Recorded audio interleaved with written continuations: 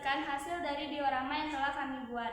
Sebelum itu, izinkan kami memperkenalkan diri terlebih dahulu. Saya Diva Ramadhani. Saya Paras Mutia Putri. Saya Keisha Narbeda Zahra. Saya Nisa Setena Rumatea. Materi pertama yang akan dijelaskan oleh Faras.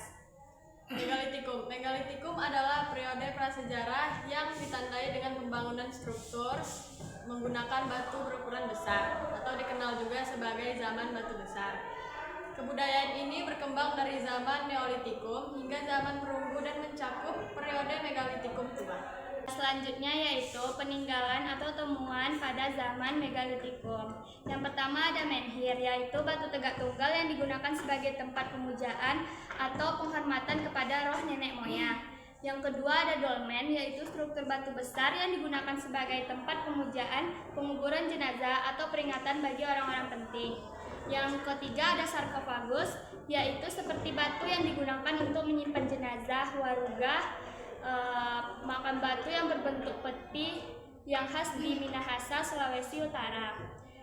Yang keempat yaitu ada pundan berunda, yaitu bangunan berteras yang digunakan sebagai tempat pemujaan roh nenek moyang.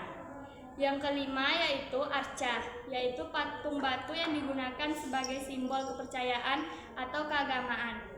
Yang keenam ada perhiasan, yaitu menunjukkan status sosial dan kepercayaan masyarakat Megalitikum.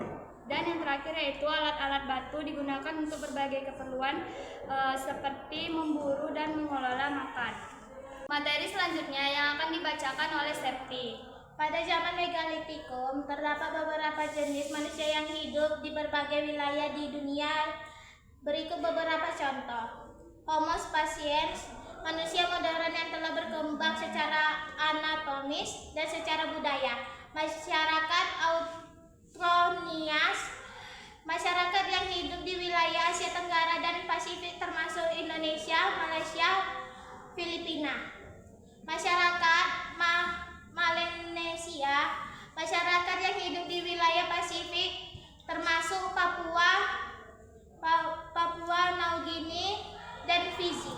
Materi yang selanjutnya akan dibacakan oleh Keisha.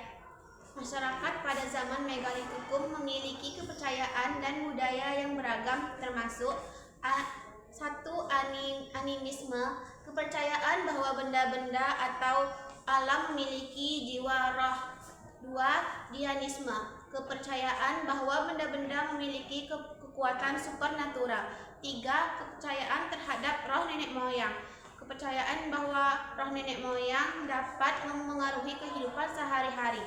Masyarakat pada Megalitikum juga memiliki struktur sosial yang kompleks dengan pembagian kerja dan hierarki sosial yang jelas. Mereka hidup dengan bercocok tanam dan berburu. Materi yang selanjutnya akan dibacakan oleh Faras.